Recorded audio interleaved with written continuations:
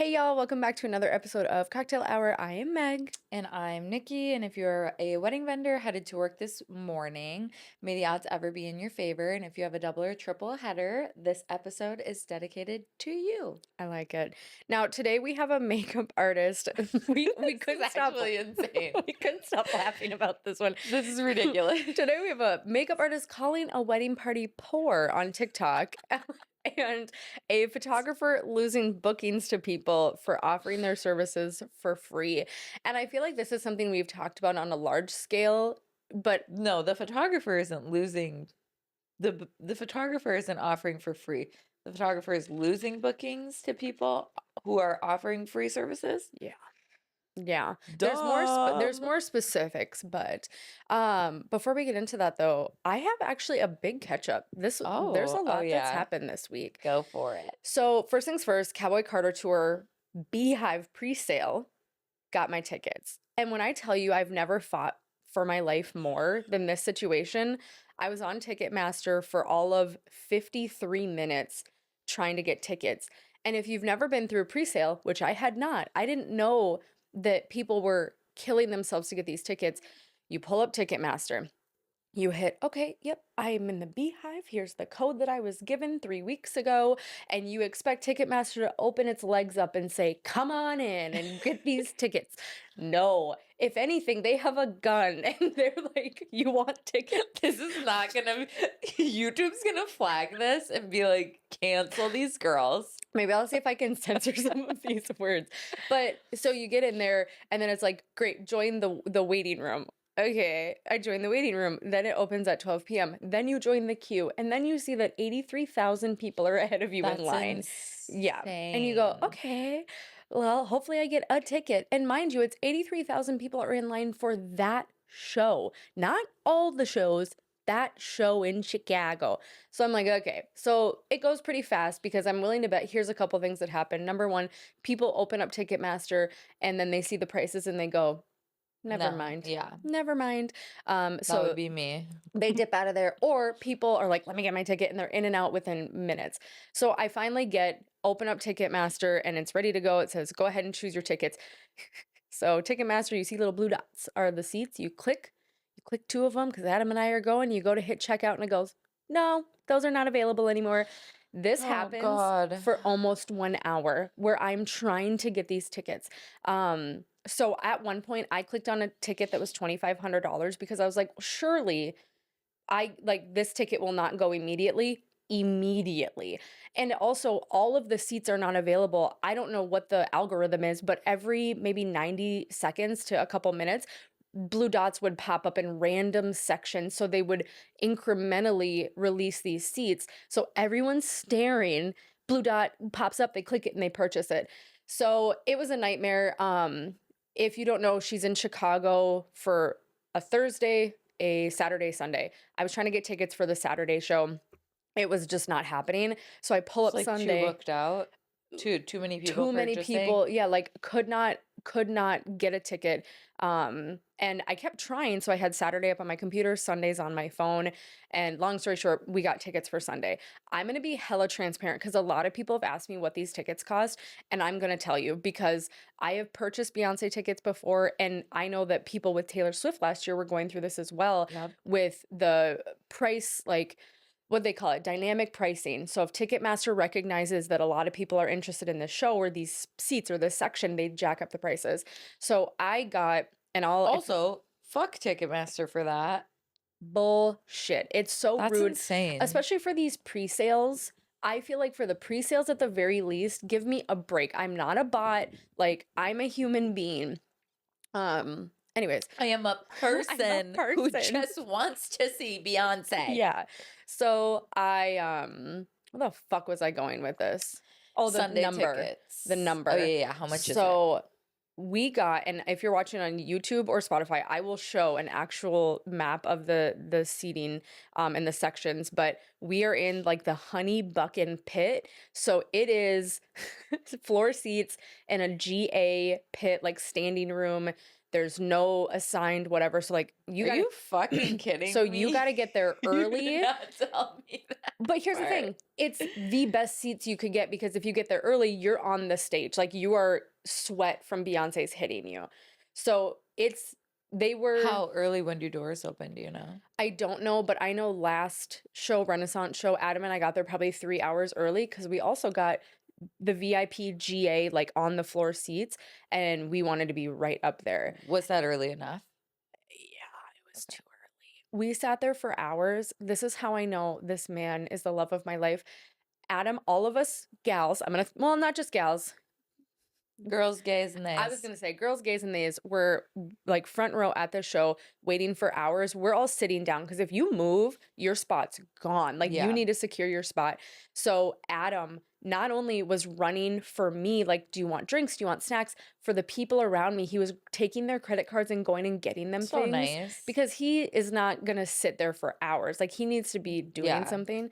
So very sweet. Anyways, the number was after taxes and fees, it was $1,700 per ticket. Okay. Yeah. And when I told Adam that number, he was like, okay. And every year he gets a nice little bonus. And so he got that and he's so excited. And then he sees the credit card and he's like, bitch. He's like, are you kidding me? Like, what are you doing? So, but he's also very excited, I think. I don't know if he's as big of a fan as I am, but I know he likes to look at Beyonce. I don't think he's as big of a fan as you are, but I think he is a fan. Yeah. And here's what I'll say, the last thing I'll say about it. And you and I had this conversation about like that feeling that someone has toward an artist. To me, I'm not religious, and if you are, that's awesome, but I am not. But I can only assume the experience I have at a Beyonce concert is what people feel like, I don't know, in church or something. Like when the bass, you can feel it in your soul, Yes. and everybody is collectively So there. that's literally called concert euphoria.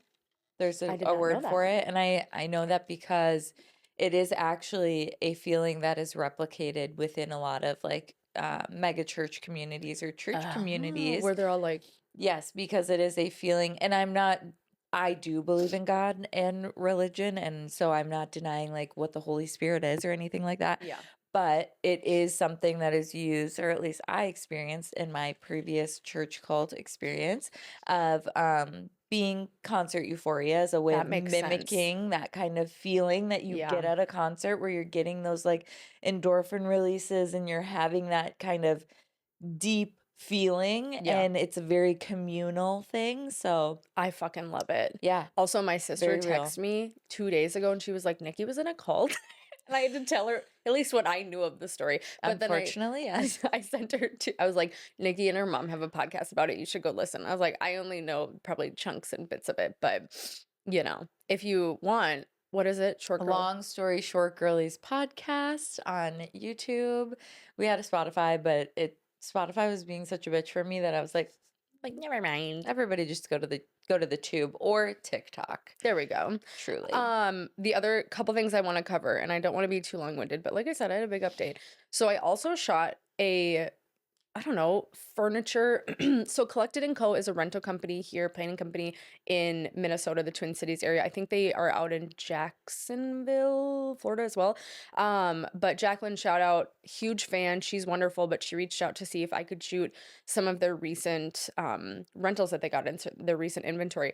When I tell you that I was scared as shit, and I will admit that to everybody, if you're a wedding vendor or photographer out there, sometimes you just have to do. Yeah. You just have to do.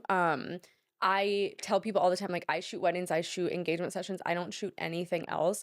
But I'm trying to be, this season of life, I'm trying to say yes to more things and put myself out there, because who knows what I do like from a photography aspect. Does that mean that I want to go shoot furniture forever? No.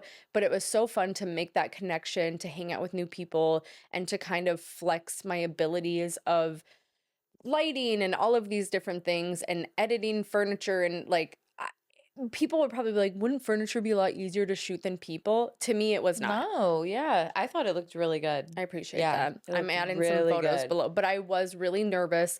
But again, I'm just trying to put myself out there a little bit more. And then I also had a wedding this weekend, which I don't know about you, but during wedding season, I am, and wedding season for Minnesota is, I'd say, May to October. Yeah. Yeah.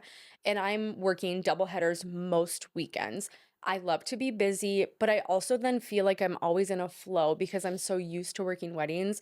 So working a random like February Winter wedding, wedding. I sit there and I'm driving the 2 hours there and I'm just like, God, do I feel like I'm in my head? Like, do I even know what I'm doing anymore? Yeah. Do I know how to be a wedding photographer? That's how I feel about like destination weddings, Yeah. especially in the off season in the winters when you get to a destination wedding and you're like, what do I do? Yeah. What do I, yeah, like, who are you? Are you the bride? Okay. So I was so nervous, but of course, when you get to a certain spot in your career, it's like riding a bike all of a For sure. sudden. And I had an assistant there with me today. Shout out Juma. She was great. And I even told her, I was like, I'm a little like throughout the day, I was like, I'm a little nervous. And she's like, you can't tell. Like you're rocking and rolling. So I feel so blessed. This weekend was so much freaking fun. Maddie Graham, you guys are fantastic. Again, adding photos. I'm really loving the YouTube Spotify-esque, like being able to show people what we do. Yeah. Like the video I added of you Paris something on our Parasailing, parasailing. paragliding. I don't know So which if one it is. you're not Paragliding, I watching think. the videos, get on it. But yeah, super duper fun. Had a blast. It was freezing cold. I white knuckled it the 2 hour drive there. There were so many semis in the ditch. Like, Oh yeah, it was very bad weather. yeah, it was not good. And on my way home, I grabbed a hotel room because I just happened to pass by Mille Lacs Oh my Grand God. Casino. You're sick. And I was like, I could use a room. Like I could. Wait, you stopped in You literally, Mille Lacs. yeah, Yeah. you Okay, literally yeah. drive You right were in past Brainerd. it. Yep. Yeah, Nope. I know. We used to have a cabin up there. and I bet you did. The I'm just kidding. What? I literally grew up so poor. I'm sorry. It was probably it's What? just a teepee. It was actually just a shack. No, that was from my stepdad who I was robbed gonna say, everything from my mom in the divorce. So yeah, I was gonna say that was from your past life. yeah. And the last thing of this extremely long update is this is a reminder to wedding vendors who are scared of bookings right now. People have been like, I see so much discourse online around, is anybody really having a hard 2026 or 2025, things like that. I am a true believer that everything comes around, and don't listen to people who say there's specific booking seasons Yeah. in the year, because people say, well, winter's booking season because people get engaged and all that stuff around the holidays. Winter is my slowest booking typically.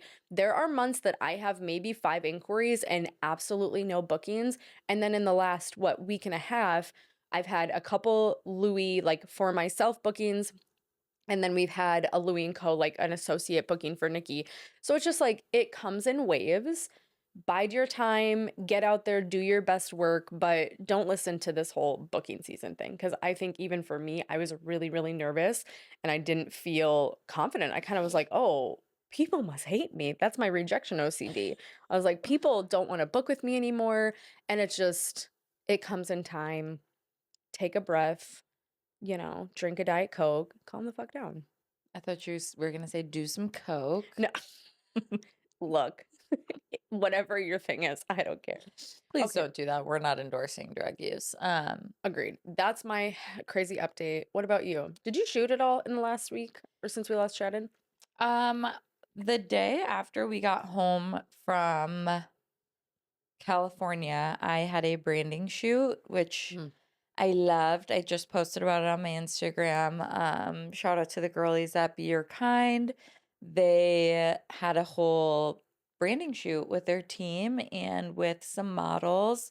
Branding has my heart. I love branding photos. So that was really fun. I had a really good time doing that. And it was like literally 8:45 a.m. the day after we got home, which was totally fine. Honestly, I'm not gonna lie. I was just really happy to be home. Yeah. I will say that I feel like I've been gone more this year than I have been home, which was really hard. Yeah. January, I was gone for like 2 weeks right away, straight off the bat. Got home, was home for less than 2 weeks, was home for like 9 days, and then left again and was gone for another full week. So that was Yeah. literally 3 weeks out of like 4 or 5 of the year I was traveling. So I feel like we talk a lot about mental health and we make fun of it a lot and we're like silly, quirky, mentally ill girlies, but Yeah. like it really did play a toll on my mental health of just not being home and not seeing my fiance or my dog, who literally is my soulmate. And my fiance knows that. Like, I would, Craig knows his place. So Yeah. we love him, but I think that he goes knows his toward, place. we had mentioned on another episode, like versions of success. A lot of times when photographers start out, they think that traveling all over the world, like a wedding every weekend in a different state or different country, like that would be so successful. And it's the most mentally exhausting. It's I think great. it's different though, like what phase of life you're in. Because, like, if you're in your True. 20s and you don't have anything at home necessarily like holding you down or Yeah, that you miss, I think that's a totally different version of like what we experience in our 30s. And that's we true. talked about that. Like, being a 30-year-old and doing a camper van trip is very different than being like a 19, 20-year-old doing a camper van trip. And so I think that's what I was feeling, because I actually talk about this a lot, just in life in general. Is like, in my 20s, actually, a lot of you probably don't know this. In my 20s, I got married really young and I was married for 6 years. So, like, in my 20s, I didn't actually experience a lot of the things that I've been experiencing in my late 20s to early 30s Yeah. with traveling for work. And while it is amazing and like really great, it's also something that is very different than being like a really carefree, young, early 20-year-old who gets to just go do whatever the fuck I want, whenever the fuck I want to do it. Yeah. And it just feels very different. So being home has been great. I love jumping back into work literally the following day. Craig had to work at 6 a.m. the next day after I got home. We got home on a Friday. He had to work Saturday at 6 a.m. So I was happy to get my butt up. Go work. It was with a bunch of girls that I know and really love, and got to work with a close friend too. So it was just kind of a nice, like, whole thing. And now I know, like, okay, I'm home. I'm going on like a short little weekend getaway with two of my closest high school best friends.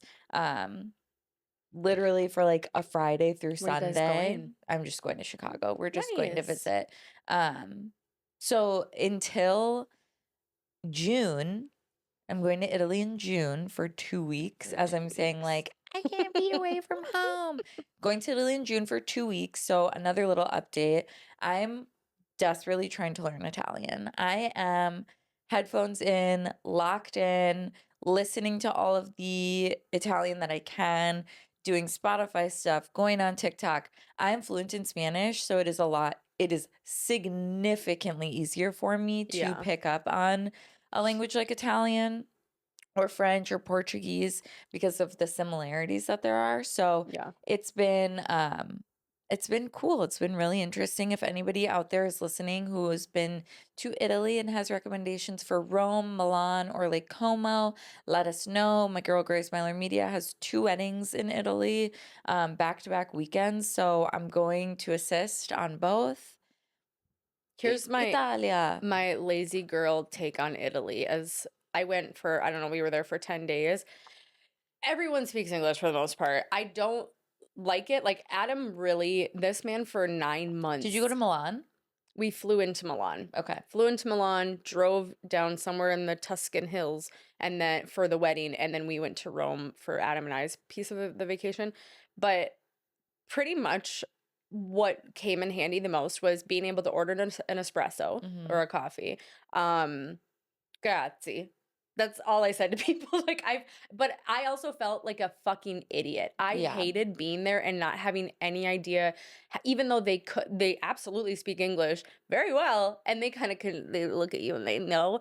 But I also was like, God, I wish I'd like, I felt like it was disrespectful that I didn't know and I tried and I was like, I can't tell if you hate me more because I'm I think they trying. appreciate the trying. Yeah. And I've been to Italy as Oh well, yeah. and more so on the coast. Well, Mm, no, we've done Rome, Positano, Naples. Where else did we go? The Leaning Tower of Pisa. We went to Pisa.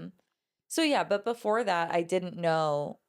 I mean, you know the basics. You yeah. know the very basics. Ciao, buongiorno, like all of the very Yeah. basic Italian words. Grazie. Like simple things, but I don't like I'd rather know more That's fair. I than almost said less. that when we were at that Italian restaurant in in San Diego, and we were a little buzzed up at that point, and it was very traditional. Like I feel like those guys were from Italy, the Yeah. servers and stuff like that. I almost dipped into like that, and then I was like, They probably would have loved it. I don't And from know. what I'm seeing, it seems like a lot of Italians do love when the Americans try at least. So Yeah, I'm excited for that. I would rather know than not know. And because it is very easy for me to pick up a language like that, I'm gonna try at least. agreed. I Um, also think it's sexy. Like yeah, when you speak Spanish, I'm like, mm-hmm. So you speak in Italian. I mean, we have I'm fiancés. picking it up. Is this a hot take? Tell me. When so like when you go places, right? And people go, "Well, don't go to the touristy things." To me, take restaurants out of this. Okay? Like Okay. restaurants, touristy restaurants, I do understand like going to Rainforest Cafe when I see people do that at the Mall of America, I'm like, "Fucking get your act together." But place like doing touristy things like going to museums and doing the tours and things like that, I think they're touristy for a reason. For I sure. actually really enjoyed the tours that we went to because I felt like if I just went and walked around this museum, number one, it's in Italian. I'm not going to be able to understand what I'm Yeah. even reading. I don't know the history of what I'm looking at and the significance of it. And I just wonder if you feel the same or if you would rather kind of go off the beaten path for the It majority. depends on the experience you're looking for. Like it's not a one size fits all. It just depends on like She's so politically well, correct. it's the truth. That's Like if fair. you're looking to go and like see the Colosseum, Yeah. like then you're gonna go do a touristy thing and go see the Colosseum. Yeah. To us, it doesn't necessarily feel touristy. Just like to people traveling here from out of the country who are coming to see the Mall of America, that to them is an attraction. That's That true. to us is a tourist attraction because Yeah. we're locals. So to the locals in Italy, they're like, yeah, we drive by the Colosseum literally every day. I walk by it True. every day of my life. I saw it on a school field trip when I was a kid. Like I don't need to go see it again. So to them, that might feel touristy because Yeah. tourists are coming specifically for To those see it. things. But to me, I'm like, it's an attraction. If you want to see it, go see it. I guess I don't even think about that with MOA. Like people come from around the world to see it, Yeah. whereas I put on my sweats and my Crocs, I put my headphones in, and I just walk I around. mean, even like New York, like you think about stuff there, like there are locals who will never step foot in Times Square because it's such a shit show. Yeah, I agree. Like I don't necessarily, I've been to Times Square a couple of times, don't need to go. Been yeah, there, done that, seen it. That is a tourist attraction to me at this point. yeah. Like I'm not going to your touristy shit. Now I get where you're coming from with the one, not one size fits all, because I've never seen Times Square and I have no desire to do Yeah, so. The idea of that many people squeezed into a place gives me insane, like, no, thank you. I don't like when people accidentally touch me. I for don't like sure. when I'm in an airport and someone stops walking in front of me. Adam immediately looks Let at them, me because he knows that I'm irritated as fuck. And I, so let them, Nikki and I are on our road trip and just probably both a little cranky. And she puts on this, not podcast, this let them audio book. theory. Yeah, the Let Them Theory by Mel Robbins. Quite impactful. And I did not tell you this, but I will tell you this on the pod. It prompted me to not only the or the audiobook, but just like being in the sunshine and like the warm air and stuff. It prompted me to reach out to someone who I had previously popped off on and Interesting. kind of apologize. I did still communicate that their message to me was not well received and I didn't Yeah, appreciate it. But the only thing that is in my control is how I react to for things. sure. And I apologize for how I reacted. That is not how I want to handle myself. Good And, for you. you know, I try. I really had just seen everybody kind of popping off. I think like people do like New Year, New Me. And so they start, sharing their shit and then what they're doing for the new year. And a ton of people were posting the Let Them Theory book by Mel Mhm. Robbins. And I love a book like that. And I was interested. So I have like free credits on Audible. So I was Yeah. like, let me download a few books for this trip. And I had downloaded it and hadn't had a chance to start it yet. So what better time than like a 4-hour drive from point A to point B? Yeah. Just pop it in, listen to it for 2 hours straight. And it was really good. It I was. need to keep listening and reading. I just thought it was like really good, applicable, real life shit that you can actually do, and really Yeah. good reminders of what you are in control of and what you're not in control Yeah. of. But other than that, I had 2 face things done this week. I had microneedling done for the first time on Wednesday, I will which say when you got into the elevator, I was like, "Oh, she's yeah, glowing." Mhm. thanks. So it's like a skin pen where it's like a bunch of tiny needles that basically like scrape off your first layer of skin. And I'm probably saying it all wrong, but then when I was there, they were like, "Oh, we need a model on Friday." Our model dropped out for um to be like a educational kind of tester Nice. for another skin treatment that we do called Skin Vive. And basically it's a bunch of injections. It's like a bunch of small needle pokes of like a type of hyaluronic acid. And so I'm actually bruised. So I'm wearing tinted sunscreen. You probably Okay. can't see, but I have like a slight little bruise because I was poked so many times with a tiny needle. And it's very superficial pokes, but I really enjoyed my services at Be Your Kind. No, they don't sponsor the podcast, but they Get probably on it if you I know, want. literally. If you want to sponsor us, let us know. But I just had really good experience. So I'm super excited to see the results. I have struggled with my skin for so long. I used to have literal glass skin. I was on spironolactone. For anybody who is, I stopped it, which I'm glad that I did because I don't think it's necessarily good for your body when you don't need it. It's actually Yeah. like a kidney medication. It's not necessarily for your skin, Mhm. but it helps with hormonal acne in, whoever the fuck has it. So anyway, Nice. that's me. We can jump into our stories. Sounds good. Um, I'm just gonna add this really quickly. So this story submission was extremely, extremely long. So we, in order for the sake of the pod, had to shorten it down a little bit. We, in a later episode, will circle back to the full story, but there was a very specific part of this story that I was like, what the shit? So apparently the bride got her hair and makeup done by this makeup artist, and the photographer is recounting that she later found out that the hair and makeup artist made a TikTok about how the wedding party was poor because they didn't book them for hair or the makeup for the wedding day. So they had a video of most of them doing their hair and the makeup in the mirrors around the bride they were working on. So essentially, the hair and makeup artists were filming the bridal party doing their own hair and makeup on the floor, probably, or standing up in the mirror Yeah.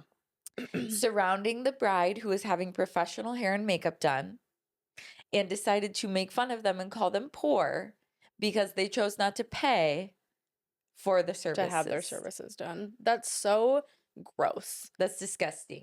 Like how Share, like, send us who this TikTok is. Send us the TikTok. Yeah. Send us the video. Drop the link because we'll repost it and Oh, we'll yeah. talk about it. Yeah. You know us. Here's my thing. Like we've talked about, we're not out here shit talking, but we are gonna call out bad behavior. I'm not gonna make up something about you, but like, what do they say? What do they say? What do they say? Tell lies about me, I'll tell truths about you. So, don't be putting that shit out on the Kendrick internet. Lamar. Yeah, I didn't That's just make that up. I didn't She just, goes, what did I used to say? What is that saying I had? someone signed me to their record That's label. literally Kendrick Lamar. So king. That's just king shit right there. But to me, that is so gross. Now, we've talked about this before as well, that shit happens on wedding days. Shit, salacious, like really frustrating things. As a wedding vendor, I would never make a negative reel or TikTok about a client. I would rather die. When I see them, one time I saw a photographer, I was new, and I saw a photographer posting on their stories about how much of like a jerk her bride was that she had just worked with and that she hopes she gets hit by a bus. And I remember I Was was this private stories? no. Sick. And I unfollowed. I was like, nope. Sick. First, I screen recorded in case I needed the information at a later time because Meg's petty like Sick. that. But then I unfollowed, blocked that person, and then I found out later they were no longer a wedding photographer. And I was like, good, because No clearly you got some kidding. hate in your heart. Now, I got some hate, but like most of the time it's justified. But I don't understand making videos about people like that. No, I don't think there's any. Honestly, call a fucking friend, vent to your friend. Like that's the most FaceTime ridiculous Nikki thing. just all the time to bitch. Just If you find are a a friend. hair and makeup artist and you're upset that the wedding party isn't getting services done by you, okay, you're getting paid Yeah. because you're doing the bride's shit. The other thing is back to Mel Robbins, let them. If these people did not pay for the services, they clearly don't see maybe the big benefit Yeah, of or it the or value. it's not a priority for them. So let's say if they did decide like, "Ugh, I don't see the value, but let me go ahead and spend the money anyway." Do you think that would have been a great experience for you as the makeup artist? Because I feel like if someone's paying for something they don't see the value in, I feel like they're more likely to have complaints. They're more likely to be unhappy. See that as a win that you're not having to do hair and makeup for people that don't find value in it. I don't think you would have enjoyed that experience. Yeah, and don't get me wrong, I find value in it. Like I love Amelia at Soft Glow, We Michelle love Amelia. Dunlap. Like there are so many artists that like I love their work and love working with them, and I do find the value in it. Like Yeah. Amelia at Soft Glow Makeup is literally a magician. She did my makeup on the day that I got proposed to. Slayed the motherfucking house down. Like the way that my friends were like, this is what your wedding day makeup needs to look like. She slayed it. Yeah. Okay. I also want to call out that I have hired Amelia for my wedding. Like deposit is paid. She Obsessed with her. is the best to me. So like I truly find the value in it because if you're taking, you know, like in the Princess Diaries, they take a this and a this and I give you this. That's a beautiful thing to be able to do. So I find the value in it. However, like you said, if somebody does not, don't be a motherfucking hater. Who cares? Move on with your life. Move on. Like I said, you're still getting paid. The bride is clearly paying you for a service that she retained you for. If somebody else isn't paying you for a service they retained you for, okay. Yeah. What Great. about it? Now, if they came up to you and were like, well, could you just do this and this and this, but not pay you? I can understand you being salty. Still don't go make a fucking video about it. No, nothing warrants that. You absolutely can like post reminders or like in your guides, just talk about like how sometimes from time to time it happens that people who didn't invest in it maybe ask for, you know, a couple services. Please be aware that you do need to pay for these. Like Snapchat a friend. You can go about your business, but yeah, the whole videos about clients things I will never understand. Speaking of, anything else you have to say about this before? I just want to add to the story. The wedding photographer who submitted the story had a really, really rough day. Like it sounded like she had a really tough time.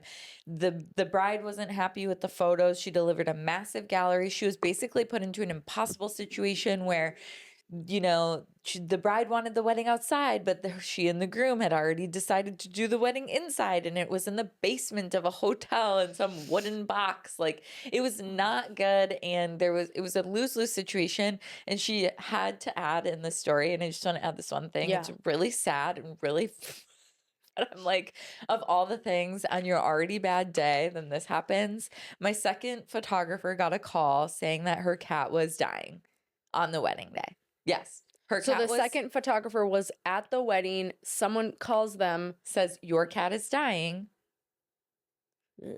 Did he like got hit by a car or was just old? Her cat was dying and her husband decided to call her while she was working. And we had carpooled the 2-hour drive together to get there. So I was her only ride home. So I'm assuming she couldn't leave, which is horrible. Horrible. I mean this in the nicest way possible. If Adam called me in the middle of a wedding to tell me awful news, unless it was something like, hey, your Beyonce died. Beyonce died or your mom got hit by a car and died, I'd be like, why are you Beyonce. calling me? Why are you calling me right now? If there's nothing I can do in this For moment, sure. please don't call me. I And agree with you. I hate that so much to say, but like this is someone's one wedding Yep. day, and Yep. unless there's something I can do by leaving, don't call me. Yep. I agree. Which, you know, I will say about the section that says, I think it said something like the bride was not happy with the gallery that she received. Yep. I don't know if it was these specific photos or she felt like it was not captured like enough. Here's what I'm going to say. We do live in a world right now where I feel like people are like, I want all the photos. No, you don't. No. No, you don't. And I'm so sick on the TikTok that we had shared on the podcast episode when we were sharing about the TikTok that the bride and groom made about how they're so disappointed in their carnival reception photos. There were comments on our TikTok that we had shared of people being like, I want all the pictures. I don't care. And I don't understand that. So if you're No. somebody with that viewpoint or with that mindset, let us know why the fuck you want all the pictures. Yeah. Do Why? you actually, what will you do with 5,000 photos? But also, what will you do with the dark, blurry, out of focus, grainy, eyes closed, Yep. double chin photos? Yeah. So I'm going to give you a perfect example. Father and daughter dance, okay? They're talking the whole time. Of course they're talking. They're enjoying their each other's they're company. enjoying each Yeah. other's company, whatever. I'm getting, let's say if I take 50 photos of that, maybe 5 to 10 are at a spot where like their mouths aren't fully open, their They're eyes like are this. open. But that's why we have this equipment to take a lot of photos, because those 50 photos are not going to be usable. 10 of them are the ones, and that's why you hire a wedding photographer to go through painfully, to go through thousands of photos and pick the Yeah. best ones to deliver you. You do not want 5,000 photos, and I'm not editing 5,000 photos. And I'll give you an example. Before I was in the wedding industry, a very good friend of mine got married. Her wedding photographer, I don't know who this Yahoo is, sorry, but shot the wedding. It was a weekend long Nigerian celebration, right? Multi-day event. Gave her the photos, I think gave her 10,000 photos unedited. Jiminy, and made her pick. And said, so I do this really differently and really cool. So you get to pick the photos you want me to edit, and Not then a you let me know. chance. Do you think this was in 2018? Not a chance. Those photos have not been looked at, edited, nothing. So the photographer gets away with essentially never delivering a gallery because they have put it on the client to pick the photos they want edited. And some couples out there might be like, I want to would pick. not. No. No. I'm not gonna lie, even with a lot of people for like senior photos and branding photos and mini sessions will do that too and be like, now pick your top 10 or top whatever. I physically can't do that because I would rather just edit 100 pictures and be like, here's your gallery. Like, I don't fucking care. I can't. I don't know. Yeah. And I understand that's actually a pricing or like a money tactic for some, Totally. where some and again, do you, whatever works Yep. for you. And as long as you have clients who are not, I don't know, irate with you, but some people or photographers will price it like, hey, you get 20 digital images for free. Anything after that is, I don't know, $5 per image. Yep. For digital images, not prints or anything like that. And that's how they do that marketing and that pricing and how It's they a make little a upcharge. yeah, and they make a pretty good dollar. Because when I first started and people would come to me and say, do we get our gallery for free? And I was like, yeah. What do I you was like, what do you mean? mean? You're paying me Same. thousands of dollars. Yep. So I get it. But the other thing I'll say, and this is an experience, and if my bride is listening, she'll know what I'm talking about, but I need you to know I love you and I've gotten over it. I shot a wedding and I thought I delivered like a bomb ass gallery. And I did. Like looking back at it, I did. And I know the bride thinks I did as well. But after the wedding, she had come back with like, hey, I just have a couple questions about the gallery. And there were some photos that she was looking for that in the moment when I got that, I cried. And it wasn't because she was the sweetest. I just immediately take that so personally of going like, she hates sure. me. She hates me. She hates the gallery. But then when I like, took a nap and ate a Kit Kat, I was like, no, what's happening is the specific photos that she was asking for were random things that I may not have thought that they were important. It may have just looked like a random person in the crowd to me, but she was looking for one specific person that maybe we didn't talk about beforehand. And I was like, oh shit, yeah. So going to look for that photo and then going, well, I have it, but like, they're not really looking at the camera. It's kind of an off, but let me add it to the gallery just so you have that photo. So it's things like that where sometimes we have to walk into situations where couples are asking questions about the gallery and come from it like, or come from like a logical viewpoint instead of an emotional, which is Or hard. personal. It's not personal. This It's is business. not. And I Yeah. think a big thing is that we make personal connections with our couples and Yeah. clients that at times it can feel very personal, when at the end of the day, like, yes, we might, well, form friendships and bonds, but there's still a transaction Yeah. going on here, a trade, not a trade, a service being performed, Yeah. money being given, a business being run. So it's like, it's probably hard for even the client when they form that relationship with us to Yeah. say, like, shoot, how do I say this to Meg or say this to Nikki without, like, I don't want to hurt their feelings, Yeah. but it's still business. Like, you Yeah. still have Because it's like, to. I don't mean anything by saying Yeah. anything, but I know that they might take it. And then, yeah, I delivered those photos, or I found those photos and added them to the gallery. And they were like, oh my gosh, thank you so much. Like, Yep. we cannot tell you how much we appreciate you for everything you've done. We sing your praises, la, la, la. Love And you. I saw that email and I go, God, why am I such a dumb bitch? Like, why am I so emotional about these Yeah. things? It's not that serious. Yep. It's not that serious. So just, I don't know. I think we all expect that we deliver a gallery and that we're going to be perfection every time. And it's not that it's not perfection, but it's just like maybe the couple had a different idea of a shot that they wanted that's the other thing. And I know this is getting long, but sometimes a photographer's version of what the best photos are sometimes different than the couple. So I really implore you to think about like random photos of guests and things like that. The full gallery, very often the couple doesn't just want every single photo to be of them. You need to be adding like the people that they invited were invited for a reason. Yep. So go hard on the cocktail hour. Go like walk around, get photos of guests smiling, and like if you can tell they're a couple, ask if they want a photo, like things like that. The wedding day, you want to capture it from A to Z, and you may not care about that photo, but the couple it may be one of their favorite photos. So Yep. it's just be willing to have that conversation with the couple. And if they ask questions, just, I don't know, just talk about it. Okay. Before I get into my story, I saw something on the internet. Now, this is in no way, I'm not bringing this up to shit on this photography or whatever these people are. I am not trying to start shit. I saw it and I really just thought it was interesting and I wanted to talk about it. This is not something that Nikki and I have talked about. So I'm kind of throwing this out of left field. But I also want to say that they have turned their comments off. So I am opening our comments up to see the discourse and see what people think about it, because I couldn't see what people thought about it on their post. If I could have, I wouldn't have brought this up because I would have known what the community was thinking. But I am interested in what the wedding photography or wedding vendor community thinks about this. So if you're on YouTube and Spotify, I'll add a photo of it. But for those of you just listening, I'm going to read it off. So this is from @WildWestWeddings. So this is the caption. It says, big news from your favorite wedding duo. It's official. Wild West Weddings, with a trademark logo, is now a federally registered trademark. We've built a brand where elegance meets the Wild West, blending modern, rustic, and Western aesthetics into something unmistakably ours. And now it's legally protected. And y'all, this is bolded in the caption, legally protected. We set the standard. We don't follow trends. I'm so sorry. I can't get through this. Okay. We set the standard. We don't follow trends. And this milestone ensures that the Wild West Weddings remains original. To all the couples who trust us with your wedding memories, thank you. And to those watching us a little too closely, ...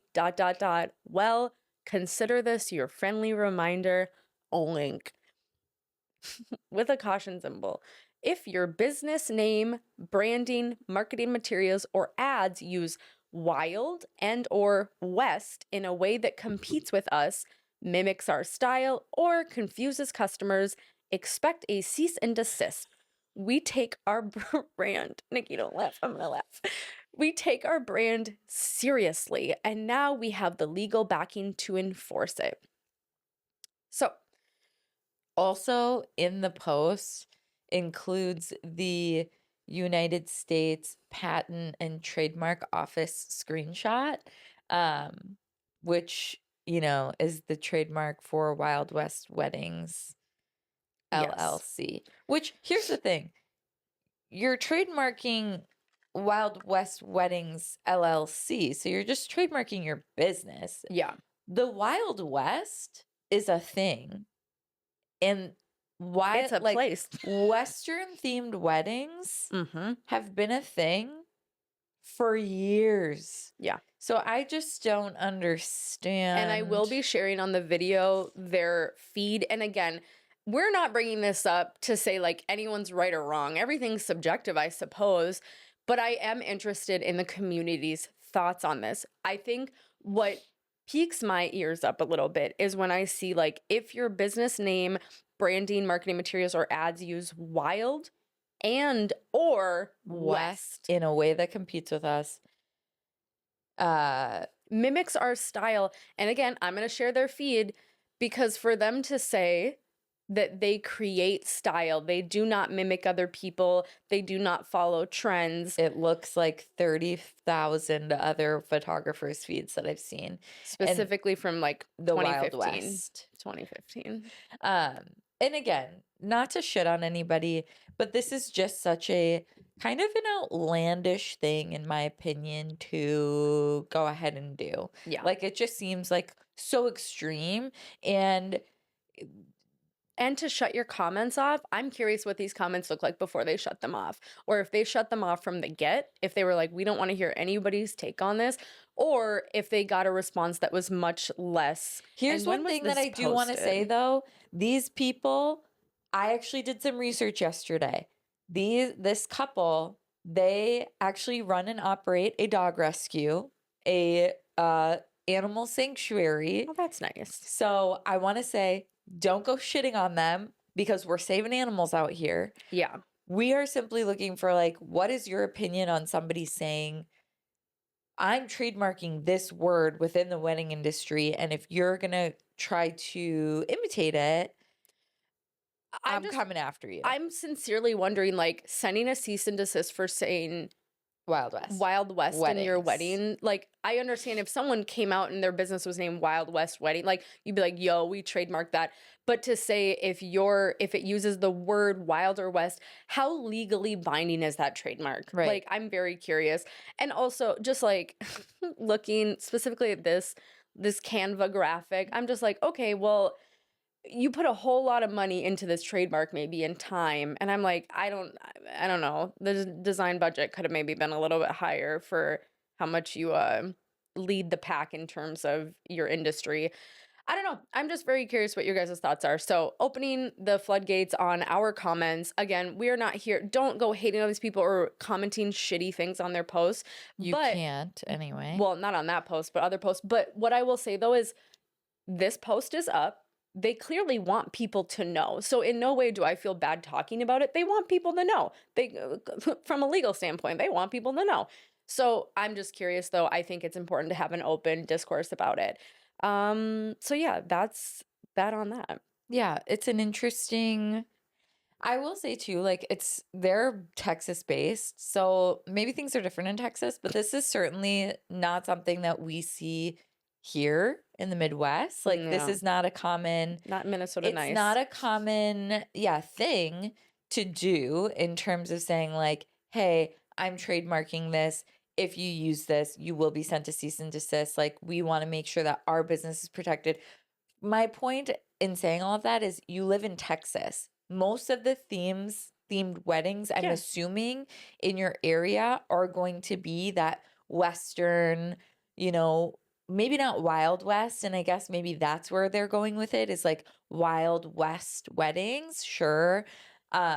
But my guess is the majority of it is going to kind of resemble and embody those Western weddings. Yeah. And so I saw the most gorgeous, like luxury Western. Did you see? I think it was like a dress change. I'll have to like add it and send it to you. But bride looked stunning. She had it like a cowboy hat on, like this gorgeous silk satin dress. It was a vibe. But I'm like, what are you gonna sue people over stuff like this? I think they need to clarify more. That's where I think we're lacking is there's no level of clarification as to what are you trying to do here? Also, something must have happened to prompt this Yes. because they even in the caption say something like, even for some Just of a you friendly who are reminder. looking too closely. I go, okay, did someone go name their business this name, maybe steal your photos from your website, things like that? And mind you, That could be it. it could be it, but to Clarify. make this so broad, I don't think it actually is illegal. Like, you cannot come after people unless someone completely emulates your business, the exact photographs, the posing, the prompts, the name they ripped from agree. your website. Like, yeah, you can't do that. And mind And I've you, seen it done. I have seen people do that to people that I know yep, on a personal level. Take their work, take the literal verbiage, the copyright from their website mhm, and put it on their own and make it seem like that's theirs. So like from that standpoint, yeah, I totally get it. yeah. And you don't need a trademark to sue someone for No. that. Like, that you're coming for them. But you need to be more specific. Like, Agreed. put in your caption, hey, we've had issues in the past with specific companies, people using our brand and trying Mhm. to make it their own. And we are trying to protect ourselves and our business so we can continue to run our animal sanctuary in order to, live and let these dogs live. Yeah, Say that then. Don't be agreed. out here saying you're going to send cease and desist. And I will say that for people out there who do take other people's images or videos or copy from the website, stuff like that, for all the time and effort you're putting into stealing someone's, just make your own fucking shit. Be original. Be original. Now, I get it's really hard nowadays to be fully original. Like, everything sounds repetitive and we have these buzzwords, candid, documentary, whatever. But we know there's websites, by the way, that you can do reverse image searches on your images and find random websites, random photographers that are using your images. Yep. And I just saw someone post about this the other day and I couldn't, this is hard, but if you're putting together, let's say, a board of like, here's inspiration for a shoot that we have, all images, like if you took them from other photographers, you should credit that you're using their images. Yep. Because people are posting them on their Instagram, like styled shoot companies will post random photos from Pinterest and to give like a vibe of what they want their shoot to look like with no credit to who actually took that image. And I'm being honest, it kind of looks like they took it or a photographer at their styled shoot I think took you need it. to be really specific and clear Yeah. though, and saying like Pinterest can be hard, and I've done that. I used to host styled shoots, so I've but I always clarify these images are for inspiration purposes only. Images are from Pinterest. Sometimes they don't link back to a To the specific photographer. Yeah. So like being very specific that these are not images taken by you. Yeah. If you can provide images that are taken by you or links to previous shoots that you've hosted and photographed, that's the way to do it, is what I've found. People have really appreciated when I've hosted a style shoot. Hey, thanks for linking the galleries to the previous shoots that you've hosted, because now I can see Yeah. what you actually produce, opposed to just imagining what you're going to put on based on a Pinterest inspiration photo. Agreed. It can be a little misleading. Or I will say, Super misleading. or I will say, and this is just me being a little petty, is I need people to know that I and everyone else can see when you access their full galleries. So if you go into one of my PicTime galleries, even if you don't click on anything or download anything, it tells me who entered. And I think, especially for me on my website, if you click on like recent stories, it brings you to my PicTime. It doesn't bring you to like blogs. I ain't got time to post blogs and to write No, me blogs. neither. But when I see specific photographers who have gone through every single one of my full galleries, it does seem a little sus to me, where I just go like, do you have questions? Like, just shoot me a message if you have questions. Like, are you looking for posing and prompts? And then I have had photographers download high resolution images from my gallery and think that it's not going to notify me because they didn't type in their email. But baby girl, it does notify me. And I've asked photographers like, hey, I got a notification that you were downloading high resolution images. Can you help me understand? And I've gotten, just a bunch of different responses, but they normally are around the lines of like, oh, I was just pulling them for inspo. And to me, I feel like you would have just screenshotted them, or if you were going to have the inspo, but I don't know. It's hard out here. Try to be original with your copy. Try like posing and prompting, try to put your own spin on it. But just don't be like taking other people's things so like directly. Yeah, I agree. It gets scurry out here. That's it. Anyways, I'm smacking my mic. Next story. This is one I just feel so passionately about, no matter what Mel Robbins says. So, I am a photographer in the 7,000 plus range, not needing any portfolio shots. I shoot at one venue a lot.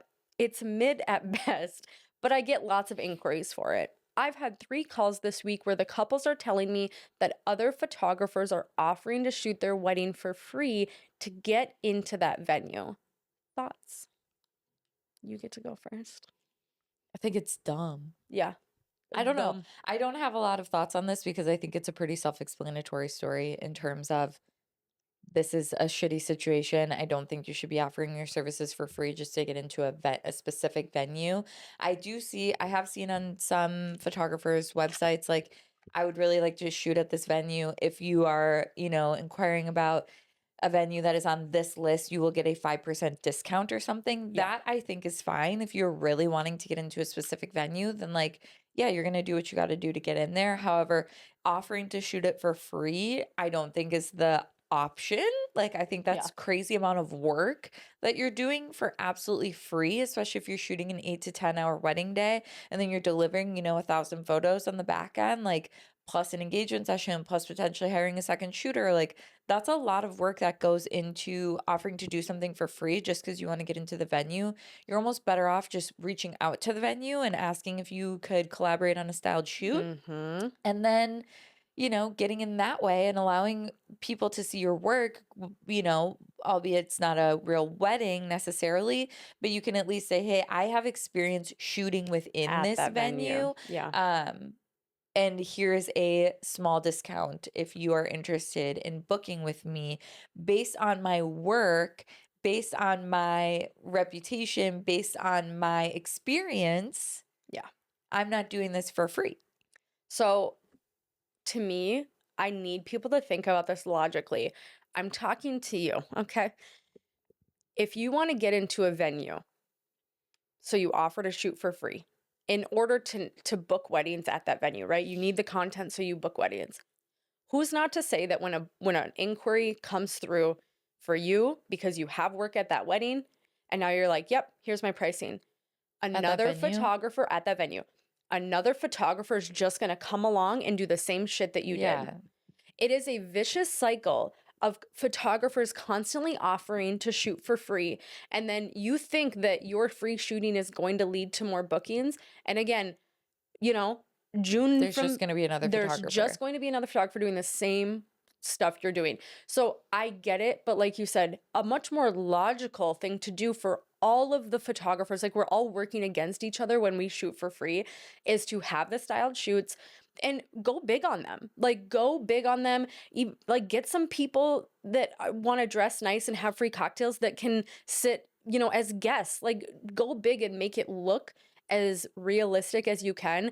But the last thing I would do is shoot for free. And I'm not about like not offering a discount. Even myself, for 2025, I'd originally closed my books. And then I was like, there's some Fridays I'd really like to fill, actually. Yeah. So I reached out to venues and planners who I love working with and who are really important to me to continue working with. And I sent them specific personalized guides to offer their clients and say, hey, if you have any kind of not later, but like last minute 2025 bookings, like people who their engagement will only be 4 to 6 months, but like shoot them my information. There's a heavy discount because I'm trying to fill these specific dates. That's totally fine. But to shoot for free, you're just going to have another photographer do it and get bookings from you. So why do that in the first place? I get it. I mean, I get the mindset, but you are actually probably wrong. And I know we talked about this before, shooting in different countries for free.